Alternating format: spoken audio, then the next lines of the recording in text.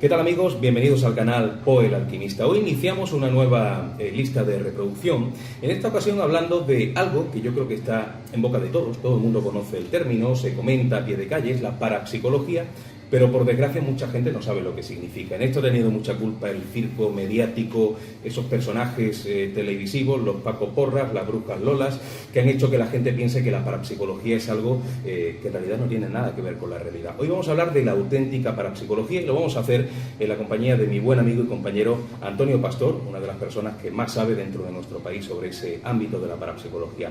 Antonio, bienvenido al canal Poe el Alquimista. Bien hallado, José. ¿Tú coincides conmigo en que hay mucha gente que piensa que parapsicología es, no sé, poner una vela negra y hacer un ritual extraño, cuando en realidad no tiene nada que ver con eso? Pues la verdad es que sí, todo yo creo que es debido a, bueno, el cúmulo de información que tenemos en las redes sociales, en diversas plataformas, pues hacen un bien y también a la vez un mal, ¿no? Porque no toda esa información es veraz y válida, ¿no? Y por desgracia yo creo que hay una pequeña contaminación en ese aspecto.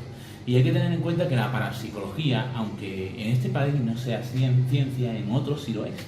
Entonces ya de ahí ya le estamos dando un cierto rigor. Es más, el 30 de diciembre de 1969 fue la American Society for Physical Research, la Asociación Americana para el Avance de la Ciencia, quien dictaminó que la parapsicología era ciencia.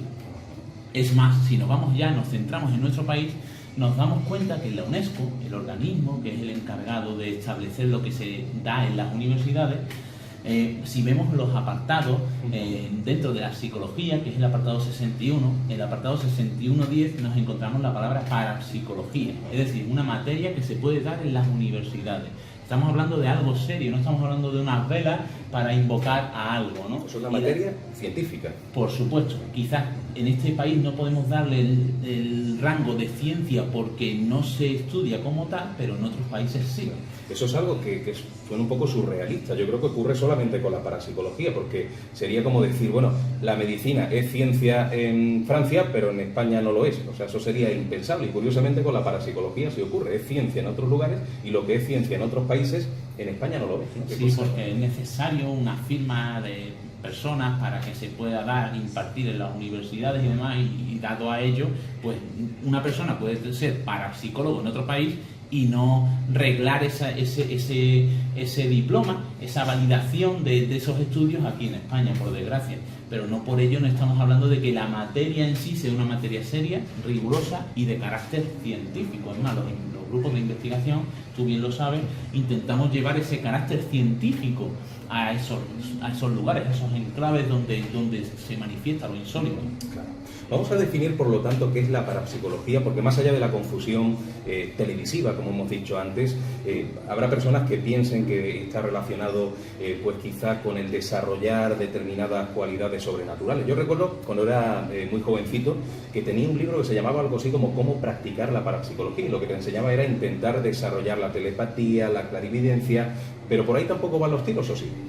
Bueno, la parapsicología lo que estudia, y según la definición, ¿no?, traducida para que se entienda del gran padre de la literal me la leyeron una vez y eso... Joseph Van Rijn, sí. es la capacidad que tiene una persona de influir sobre la materia o de la mente sobre la mente, es decir, el flujo de información o de energía que se produce entre mente y materia o mente y mente. Esa es la parapsicología, por así decirlo, en palabras muy llanas, ¿no? Y esa percepción, esta sensorial de la que hablabas tú, esa capacidad de desarrollo, sí se estudia en la parapsicología. Claro, pero el parapsicólogo es el que estudia esa fenomenología concreta, claro. No es el que la practica. No, el parapsicólogo es el que estudia, luego el que la practica son las personas que tienen esa capacidad, que realmente, según este hombre, Joseph Van Rijn, el padre de la parapsicología, todos tenemos esa capacidad, esa percepción, esa sensorial, y que podemos desarrollarla o incluso en un momento dado de la vida activarse, por así decirlo.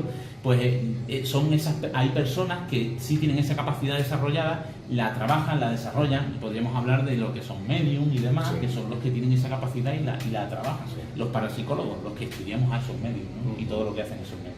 Pero cuando hablas de la descripción de lo que es la parapsicología, nos suena como muy a telepatía como tal, por ejemplo, pero en realidad cuando un parapsicólogo va a un lugar, un edificio, una casa donde ocurren fenómenos paranormales, va a investigar otras cosas también, como la posibilidad de que exista vida después de la muerte. Por supuesto. Ya se escapa pero un poco. para ello necesitamos la parapsicología, porque, fíjate, lo explico desde el punto de vista estadístico, ¿no? Para las asociaciones, desde España mismamente, nos llegan muchísimos casos. Pues estadísticamente hablando, del 100% de los casos, el 90% tienen una explicación científica y lógica. Es decir, en base a la ciencia o en base a la lógica podemos dar una explicación. De ese 10% restante, un 8% tienen una explicación en el fenómeno psi-kappa, la alteración de la mente sobre la materia. Estamos hablando de parapsicología. Claro. Y sin embargo, hay un pequeño 2% que no tienen explicación. ¿Por qué? Porque se nos escapa esa génesis, ese origen, de dónde procede eso, qué es lo que lo origina. Ese es el verdadero problema. Para ello, ¿qué necesitamos tener? Un equipo multidisciplinar para, digamos, eliminar el margen de error de ese 90% de científico o lógico y tener una base parapsicológica, porque cuando nos encontramos realmente con algo que no explica la ciencia, ya nos entramos de lleno en la parapsicología. Claro. Entonces, cuando tenemos que tener una verdadera base parapsicológica para estudiar todos esos casos e intentar darle explicación dentro del punto de vista parapsicológico o dentro de lo que la parapsicología estudia como ciencia fronteriza, ¿no? Es decir, la parte de la parapsicología que ya se escapa, que en muchas ocasiones algunos investigadores defienden que es un origen trascendente, ¿no? O sea, cuando ocurre algún tipo de fenómeno que está relacionado con la psique humana, se escapa de la ciencia convencional y entra ahí de lleno la parapsicología, y a la vez, cuando ocurre algún tipo de fenómeno que parece estar vinculado con un ser del lado de los muertos, ¿no? Del otro lado de la vida, se escapa a la vez de la parapsicología. Por supuesto. Curioso. Pero también lo investigáis. Por supuesto, intentamos darle una explicación, una solución, una ayuda y sobre todo un estudio detallado para intentar aprender de ello, porque es importante decir la palabra aprender. No, continuamos aprendiendo. En este mundillo no existe una cátedra, por desgracia, no existe el todo. Sabemos todo, porque estamos hablando de cosas desconocidas, ¿no? Parapsicología, ¿no? Lo que está fuera de la mente, lo que está fuera de todo paranormal, ¿no? Es decir, estamos hablando de cosas que a día de hoy la ciencia no puede dar la explicación y la parapsicología pues tampoco. Claro.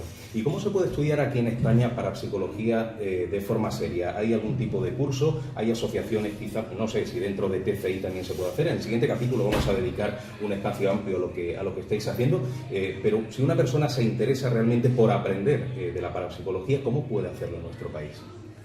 Lo primero es tener una información correcta. Es decir, hay que empezar a mover cauces que vayan a un buen puerto. Yo siempre lo digo, es informarse bien. Después hay asociaciones, y el Instituto de Parapsicología, ALIPSI, que tiene su sede en Argentina, pero que tiene su sede central, ¿vale? Pero tiene aquí también una sede en el País Vasco, que te da una formación realmente pues bastante rigurosa, y los cuales son colaboradores de TCI España. Y luego también pues el tema autodidacta es importantísimo, porque por desgracia en este país no hay cátedra de esto y tenemos que tirar mucho de nuestra autoformación, pero siempre con conocimiento. Y mi consejo, todo el que quiera adentrarse en este mundo para intentar realmente descubrir algo, intentar autorrealizarse y sobre todo saber que está haciendo las cosas bien, asociarse a una asociación, ya sea TCI España o cualquier otra, que sea una asociación seria, sean serias, rigurosas y que te puedan ayudar a que tu trabajo, tu esfuerzo, tu dedicación no sean vanos. Claro. Sí, porque la autoformación tiene su parte que puede ser negativa, que si una persona no tiene conocimientos para nada de esa materia determinada, puede acceder a determinados libros o reportajes que no sean serios, que al final te confundan, y por eso estáis aquellos profesionales que creáis asociaciones como TCI, que no solamente se dedican, en este caso vosotros, no solo os dedicáis a investigar, sino también a formar a personas que quieran aprender un poquito, ¿no? En ese sentido. Por supuesto, uno de los objetivos de TCI España es el formar, el orientar y el unir esos esfuerzos, esa dedicación, esa pasión que todos y cada uno de los socios pues demuestran cuando vienen a preguntar y vienen a inscribirse y a decir yo quiero pertenecer a esto, yo quiero hacer esto, yo quiero trabajar en esto porque me interesa y me gusta. Pues es toda esa pasión que sea dirigida de una manera correcta para que tenga sus frutos, ¿no? De nada sirve el hecho viciarse, por así decirlo, con informaciones, con documentos y demás que no te van a llevar a ningún lado. Tenemos que aunar el esfuerzo y marcar ese camino para que entre todos vayamos aportando nuestro granito, hasta que quizás nuestros hijos, nietos, lo que sea, vayan nutriéndose de ese camino, pero que sea el camino todos a una y de una manera correcta, ¿no? Estupendo. Pues si te parece, en el siguiente capítulo vamos a hablar en profundidad de TFI. Muchísimas gracias, Antonio. A ti. Gracias.